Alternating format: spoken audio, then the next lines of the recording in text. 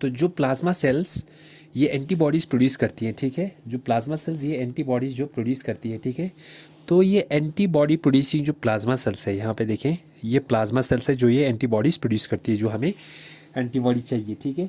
तो हमने इस एंटीबॉडी प्रोड्यूसिंग जो सेल्स है उसको हमने रिमूव करना है उस सेल उसमें से, किस में से, इस एनिमल में से, ठीक है, जिसमें हमने ये प्रोड्यूस करा है, ठीक है। इसको प्लाज्मा सेल को वहाँ से रिमूव करने के बाद इसको मिक्स कर देना है विद माइलोमा सेल्स, ठीक है ना। माइलोमा सेल्स वो सेल्स हुआ, ठीक है ना। माइलोमा सेल्स कैंसरस सेल्स नहीं, but these are the cells जिसमें क्या होता है, माइलोमा सेल्स में, इन सेल्स में क्या होता है, जो ग्रोइंग कैपेसिटी जो होता है वो, इसका जो कैपेसिटी है, एबिलिटी है, वो काफ़ी फास्ट होता है, ठीक है।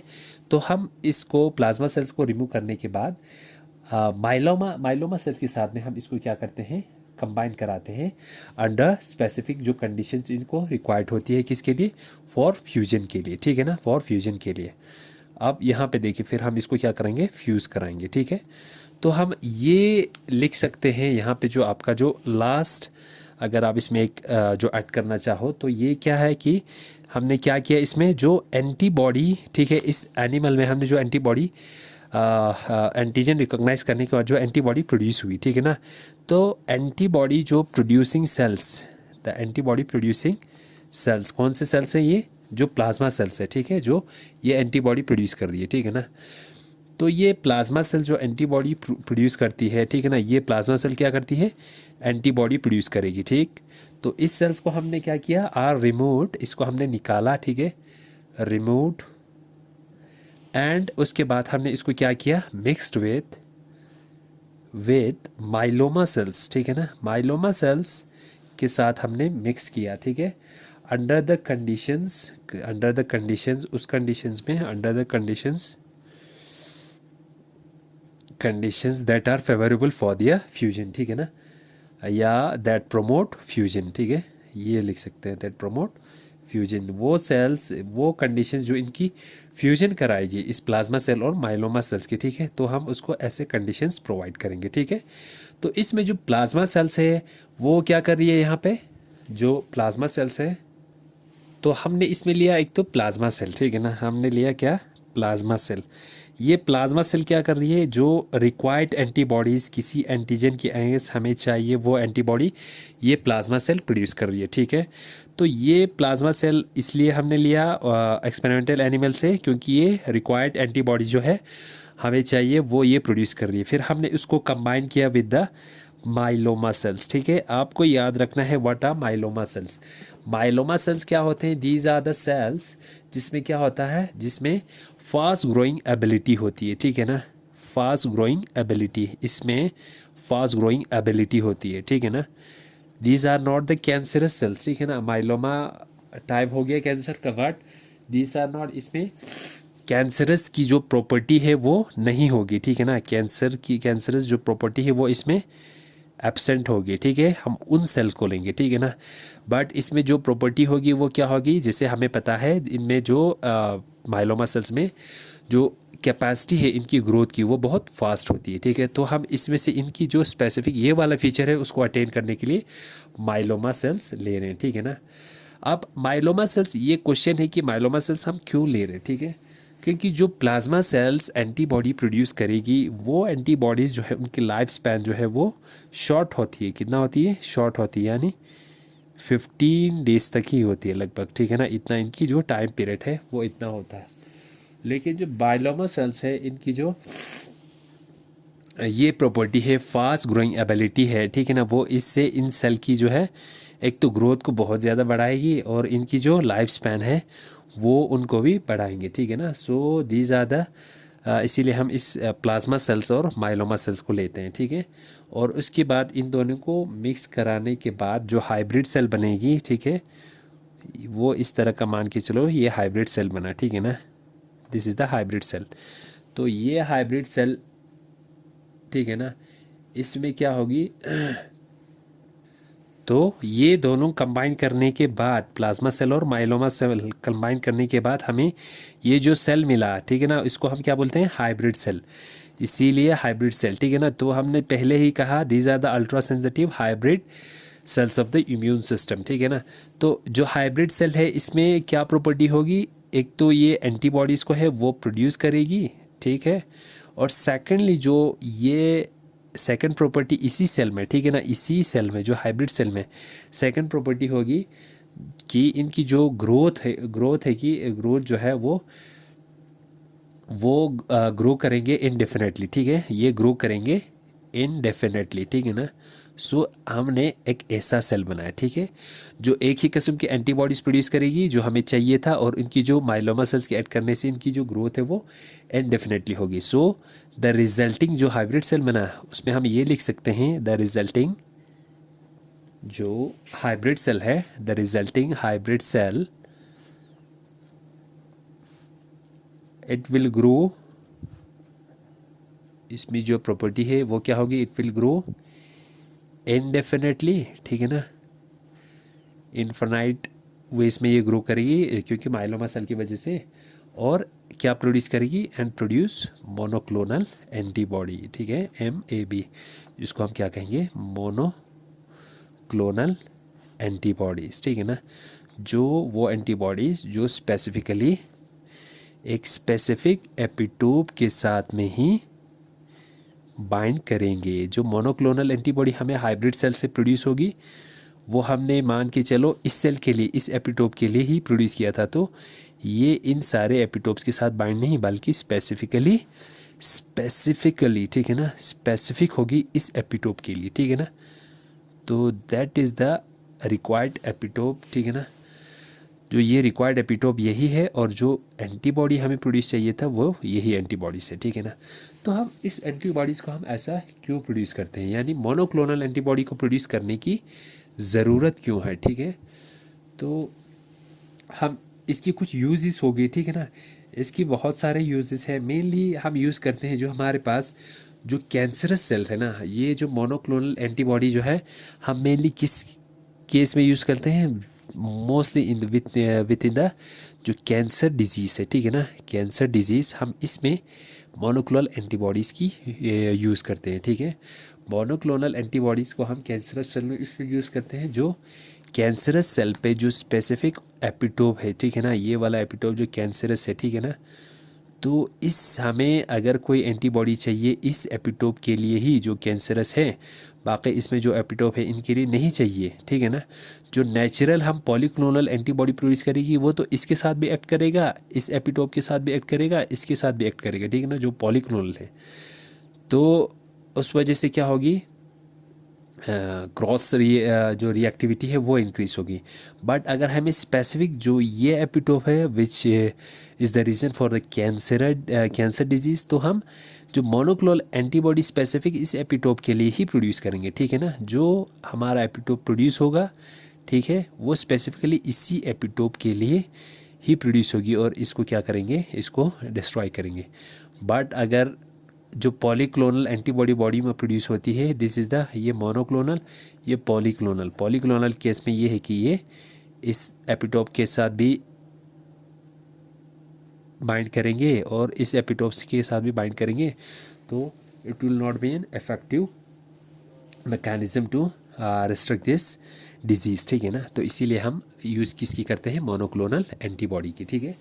तो मोनोक्लोनल एंटीबॉडी की इसकी कुछ यूजेस भी है या एप्लीकेशंस है, ठीक है ना। तो उसमें अगर हम देखें तो ये हम किस में यूज़ करते हैं मेनली, ठीक है ना। तो मेनली हम मोनोक्लोनल एंटीबॉडी को हम यूज़ करते हैं किसके लिए, डायग्नोस्टिक पर्पसेस के लिए, ठीक है, डायग्नोस्टिक पर्पसेस के लिए। डायग्नोस्टिक पर्पसेस हो गया, यानी हम आइडेंटिफिकेशन के लिए किसी स्पेसिफिक एपिटोप को आइडेंटिफाई करना हो, ठीक है ना, स्पेसिफिक डिजीज़ को अगर आइडेंटिफाई करना हो तो उसके लिए हम डायग्नोस्टिक पर्पस के लिए हम क्या यूज़ करते हैं, मोनोक्लोनल एंटीबॉडी को हम यूज़ करते हैं, ठीक है। फिर उसके बाद हम यूज़ करते हैं मोनोक्लोनल इसकी जो सेकंड यूज़ है दैट इज़ हम किसी कैंसरस सेल में, जैसे मैंने अभी बताया, जो कैंसरस सेल में हम क्या कर सकते हैं, एक स्पेसिफिक जो किसी सेल को, अगर किसी टारगेट सेल को हमने अटैक करना हो तो उसके लिए हम यूज़ करते हैं मोनोक्लोनल एंटीबॉडी। यानी हम ये लिख सकते हैं इसकी जो यूज़ है, we can use it in a target, we can use it for a targeted attack on the cancerous cell, ठीक है ना, ऑन द कैंसरस सेल, यानी किसी कैंसरस सेल में हमें अगर एक स्पेसिफिक जो पार्ट को, अगर स्पेसिफिक एपिटोप को हमने, कोई भी कैंसरस सेल है, ठीक है, इस ये मान के चलो this is the cancerous cell, इसमें ये वाला जो सेल है, ये वाला सेल है, ठीक है ना, जो इसकी डिजीज़ के लिए रिस्पॉन्सिबल है, ठीक है। तो मोनोक्लोनल एंटीबॉडी को हम यूज़ करेंगे तो ये स्पेसिफिकली जाके इसी टारगेट सेल को ही अटैक करेंगे, ठीक है ना, which we can achieve with the help of monoclonal antibody. हालांकि अगर इसके जगह अगर पॉलीक्लोनल एंटीबॉडी को हम यूज़ करेंगे तो उस केस में ऐसा भी हो सकता है कि ये स्पेसिफिकली इसी एंटीजन के साथ बाइंड नहीं करे, ठीक है ना, या इसी स्पेसिफिक जो एपिटोप को टारगेट ना करे।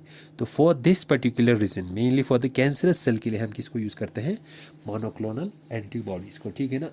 एंड अगर फिर उसके बाद अगर हम थर्ड इसकी जो यूज़ देखें तो मोस्टली जो हम कैंसर सेल में जो थेरेपी यूज़ करते हैं, कीमोथेरेपी, तो कभी कभार क्या होता है, जो कीमोथेरेपी करने के बाद जो कैंसर सेल्स है, कैंसर सेल में क्या होता है, एक प्रॉपर्टी होती है, उसको हम क्या बोलते हैं, कैंसर सेल में एक प्रॉपर्टी होती है जिससे वो हमारे लिए क्या बनता है, ज़्यादा डेंजरस, ठीक है ना, वो है वो प्रॉपर्टी है दैट इज़ मेटास्टेसिस। यानी मेटास्टेसिस क्या हुआ, जो कैंसरस सेल का, ठीक है ना, कैंसरस सेल में एक ऐसी प्रॉपर्टी होती है कि जैसे कैंसरस सेल में क्या होता है, अनलिमिटेड ग्रोथ ऑफ सेल, ठीक है ना।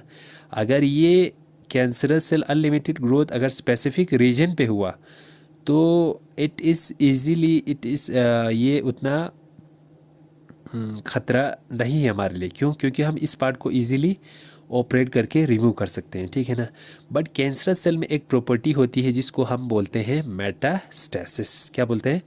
मेटास्टेसिस। यानी जो कैंसरस सेल है इसमें एक ऐसी प्रॉपर्टी है, ये आपके एक पर्टिकुलर ऑर्गन में या पर्टिकुलर सेल में है, ठीक है, या पर्टिकुलर टिश्यू में जो कैंसरस सेल की ग्रोथ हुई है। तो मेटास्टेसिस प्रॉपर्टी ये हुआ कि ये एक सेल से दूसरी सेल में ये क्या करेंगे, ट्रांसपोर्ट करेंगे, ठीक है ना, एक जगह से दूसरी जगह पे ये क्या करेंगे, मूव करेंगे, ठीक है ना। और जो इस वजह से क्या होगी, जो आपकी जो इसमें जो कैंसर सेल की स्प्रेड होने का जो चांसेस है वो मैक्सिमम रहती है, ठीक है। तो जब ये प्रॉपर्टी ये होता है मेनली मैलिग्नेंट कैंसर के केस में, ठीक है ना, ये वाला अगर स्पेसिफिक रीजन में ही ये रहता है तो उसे हम क्या कहते हैं, बिनाइन कैंसर कहते हैं, ठीक है। लेकिन अगर ऐसी कैंसर जिसमें मेटास्टेसिस है, यानी मूवमेंट यानी transport of the cancer cell एक सेल से दूसरे सेल या एक ऑर्गन से दूसरे ऑर्गन में अगर ये ट्रांसपोर्ट करा रहा हो, मेटास्टेसिस कर रहे हो, तो उस कैंसर को हम बोलते हैं मैलिग्नेंट कैंसर, ठीक है ना। And this is the cancer that is responsible for the death of a person, ठीक है। इसको हम ऑपरेट कर सकते हैं, लेकिन जब ये पूरे बॉडी में मेटास्टेसिस से ये पूरे बॉडी में स्प्रेड हो सकता है, चांसेस ऑफ स्प्रेडिंग बॉडी में बहुत ज़्यादा मैक्सिमम रहता है, ठीक है।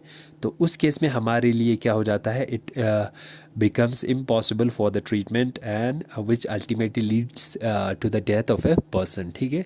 तो ये जो प्रॉपर्टी है एक जगह से दूसरे, उसे क्या बोलते हैं, मेटास्टेसिस, ठीक है ना। तो जो इसकी यूज़ है, अब जो यूज़ को अगर हम जो थर्ड यूज़ देखें तो हम इसमें ट्रीटमेंट के लिए कीमोथेरेपी भी यूज़ करते हैं। बट कई बार क्या होता है, जो कुछ कैंसर सेल है वो रिमूव उसमें रह जाती है, ठीक है ना। तो उन जो रिमेनिंग कैंसर सेल है, ठीक है ना, कीमोथेरेपी के बाद कोई अगर उसमें कैंसरस सेल रहे तो उसको हम रिमूव कर सकते हैं, किससे, इस मोनोक्लोनल एंटीबॉडी से। या हम ये लिख सकते हैं जो मोनोक्लोनल एंटीबॉडी की यूज़ जो है वो क्या है, that is it can remove the remaining cells, ठीक है ना, जो रिमेनिंग सेल है, ठीक है, किसके, रिमेनिंग जो कैंसर सेल है आफ्टर कीमोथेरेपी, ठीक है ना। जब हमने ट्रीटमेंट की कीमोथेरेपी, लेकिन वो करने के बाद भी कुछ सेल उसमें रहता है, तो जो रिमेनिंग सेल है, कैंसरस सेल है, उसको हम रिमूव कर सकते हैं with the help of monoclonal antibodies, ठीक है। ये हो गया इसका एक और यूज़। या हम ये भी इसकी जो यूज़ है वो ये भी है कि इसकी जो एक और यूज़ है that is what, that is ये एलर्जीज़ जो हमारे बॉडी में होती है उसको भी डिटेक्ट करने में हेल्प करते हैं, ठीक है ना। एक यूज़ हम ये भी लिख सकते हैं, ठीक है, एक यूज़ हम ये भी लिख सकते हैं, इट कैन डिटेक्ट एलर्जीज़, ठीक है ना।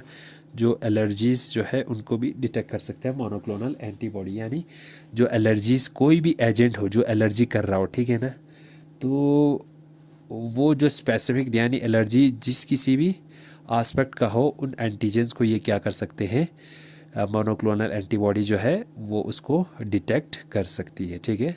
सो ये एक हो गया यूज़। और उसके बाद है जो डिज़ीज़ है, हमारे बॉडी में एक डिज़ीज़ होता है दैट इज़ एनीमिया, ठीक है ना। उसकी आइडेंटिफिकेशन के लिए भी हम मोनोक्लोनल एंटीबॉडी जो है वो यूज़ कर सकती है, ठीक है ना। या एक और डिज़ीज़ है दैट इज़ हार्ट डिज़ीज़, जिससे हार्ट डिज़ीज़ यानी जो दिल का जो हार्ट डिज़ीज़ है उसको भी हम आइडेंटिफाई करने में मोनोक्लोनल एंटीबॉडी की हेल्प ले सकते हैं, ठीक है ना। तो दीज आर सम यूजेस, ठीक है,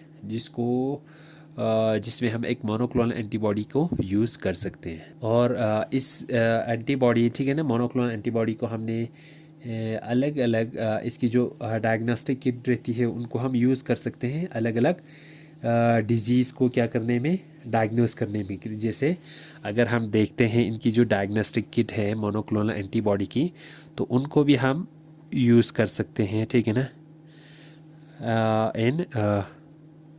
हम उसको आइडेंटिफाई कर सकते हैं किसके लिए, ब्लड टाइपिंग यानी किस तरह की जो ब्लड है उसको आइडेंटिफाई करने में, या हम उसको यूज़ कर सकते हैं किसमें, जो हेपेटाइटिस डिजीज़ है, हेपेटाइटिस जो डिजीज़ है उनको डायग्नोस करने के लिए, या एड्स की, या वेरियस अदर डिजीज़ जिसमें गोनोरिया है, ठीक है ना। इनको हम इनकी जो किट है हम उसको यूज़ कर सकते हैं for the diagnosing of this disease, ठीक है। या वेरियस ड्रग्स जिसको हमने आइडेंटिफाई करना हो उनको हम यूज़ कर सकते हैं for the identification of this particular disease और ड्रग्स, ठीक है। So these are the uses of monoclonal antibodies, ठीक है।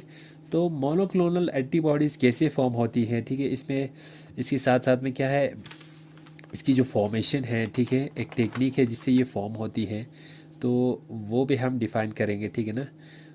That is a technique called hybridoma technique, ठीक है। तो वो मैं आपको नेक्स्ट लेक्चर में ये चीज़ आपको मैं थोड़ा डिटेल्ड वे में समझा देता हूँ, ठीक है। So this is all for today's lecture. अगर आपने कोई कन्फ्यूजन इसमें रहता है तो आप मुझे वो बता सकते हैं, ठीक है, आप कह सकते हैं, ठीक है।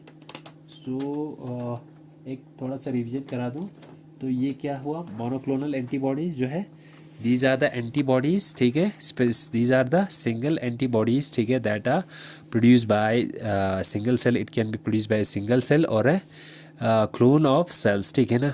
और these are artificially produce antibodies, ठीक है, क्योंकि जो नेचुरली जो एंटीबॉडीज़ किसी एंटीजन के एंटर करने से जो बॉडी में प्रोड्यूस होती है वो क्या होती है, polyclonal. So these are the natural artificial antibody जो है वो जो प्रोड्यूस होती है, ठीक है ना।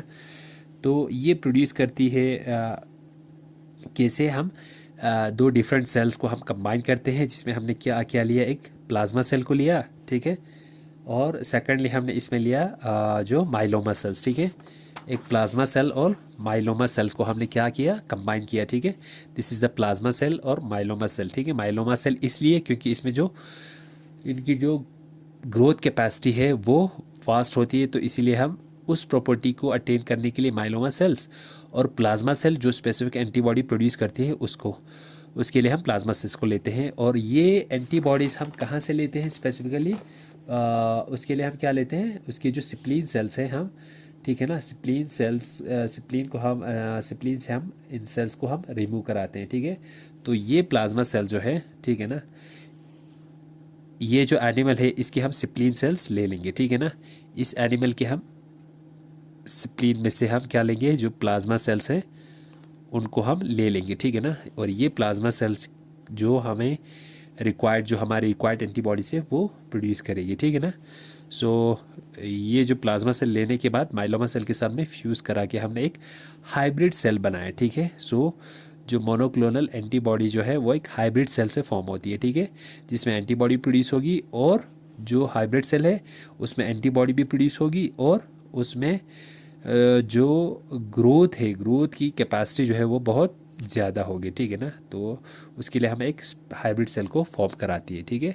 सो ये रहा मोनोक्लोनल एंटीबॉडीज़, ठीक है ना। So this is all for today's topic. So thank you very much.